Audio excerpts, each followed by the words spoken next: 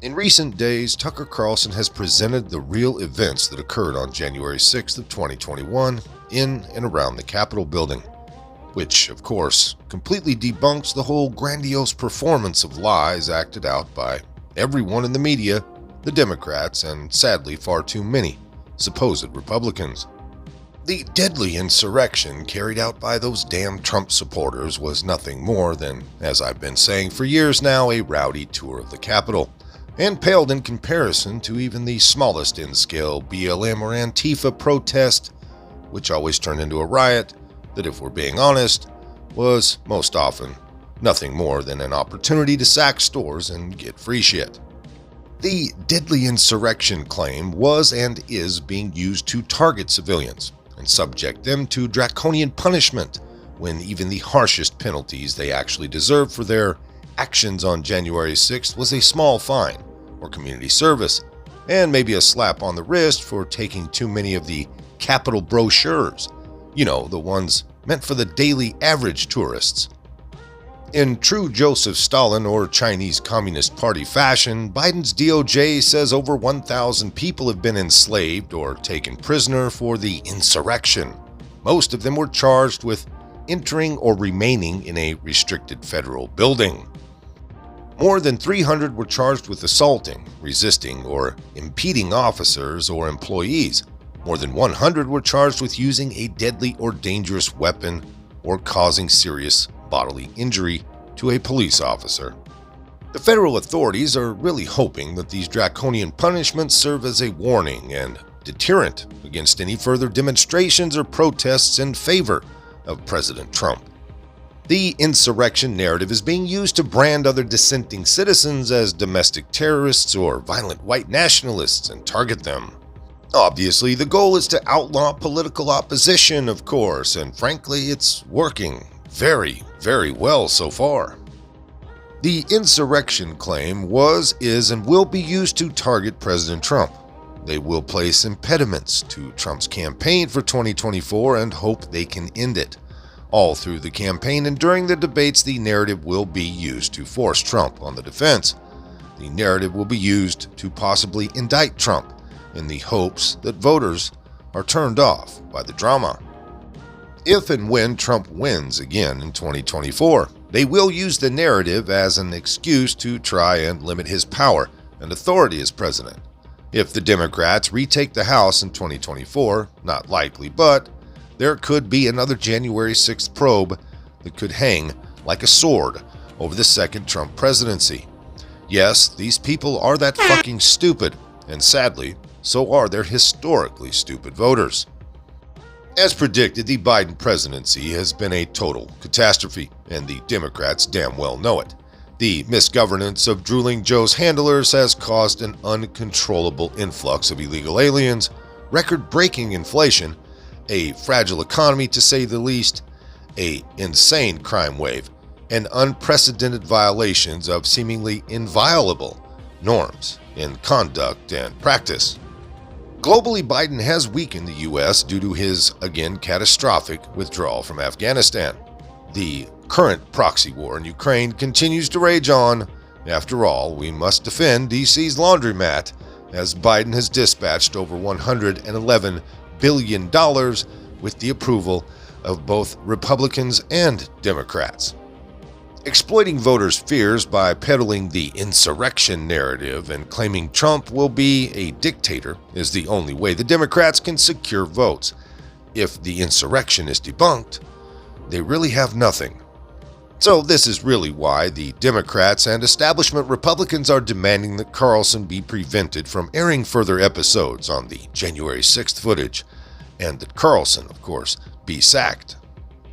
If facts were on their side, they wouldn't have restricted access to 40,000 hours of security camera footage from the Capitol building.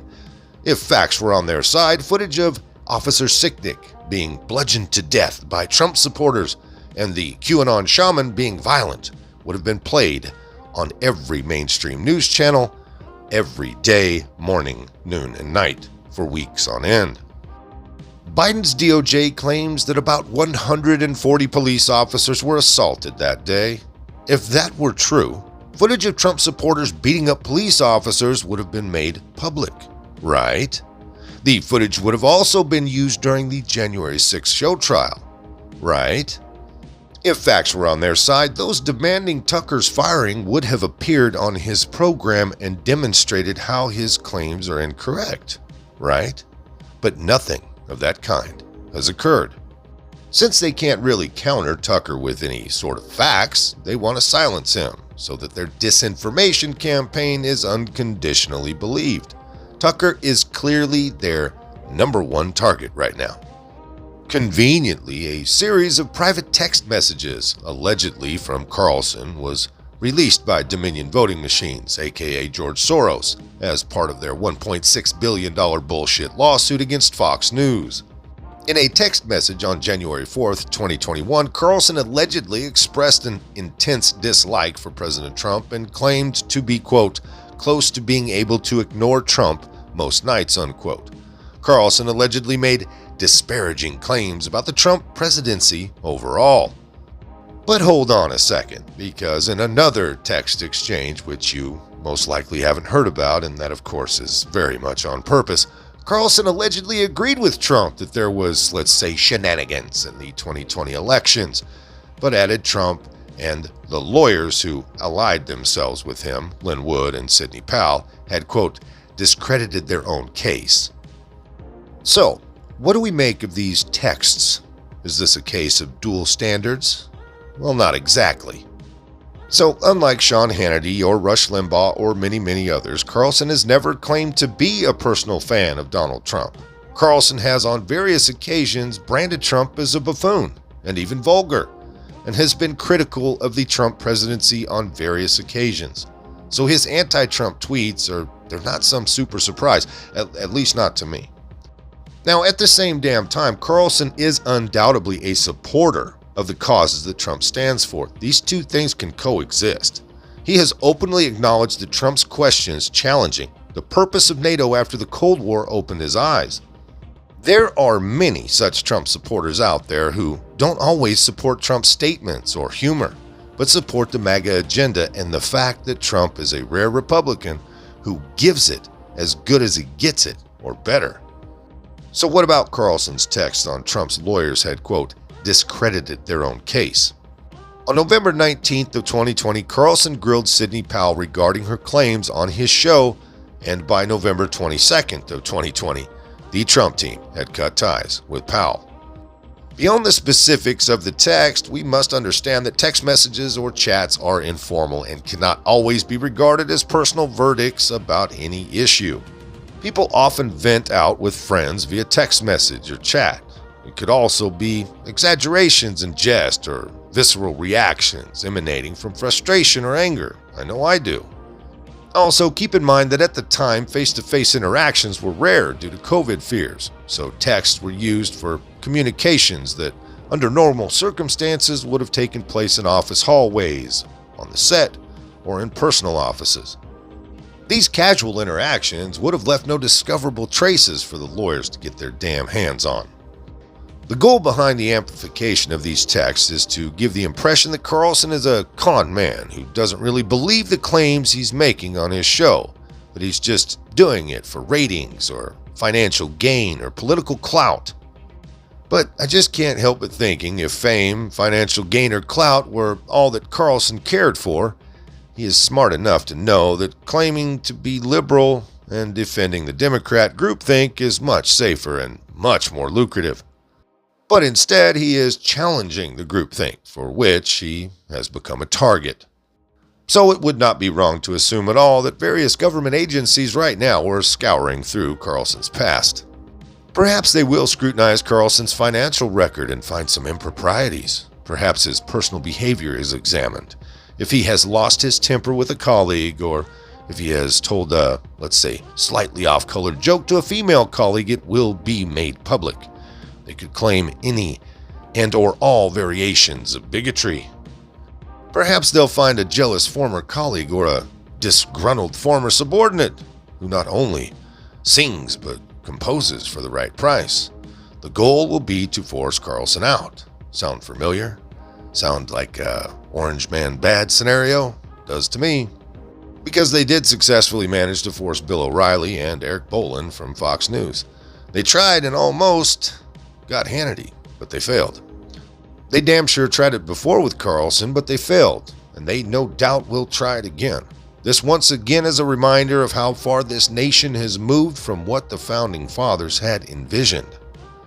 In closing, as they wave shiny things in our faces this week, effectively distracting the everyday 24-hour news cycle mouth drooler with things like patting themselves on the back over bailing out a bank full of their internet and computer communist buddies out there in California. All of those innocent Americans are still 2+ years later sitting in a DC gulag. No Million MAGA march for them, no real riots for their freedoms. Barely a peep out of the GOP.